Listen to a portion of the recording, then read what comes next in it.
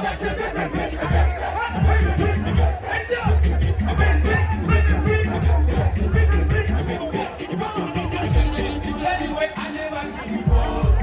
so fine, she's so nice, she's so wild. I can't control myself, yo. I ain't Daavi Ne Ba. She really want to be no nigga. All this I do is pop up. I don't want to do. You could put me on the go. I want to get to the end. Some people pay my feet. I can't be Yama. I can't be Yama. I can't be Yama. But what do you want? Stop at the mana. Stop at the mana. Stop at the mana. You know this is not Let's show some love. Show some love.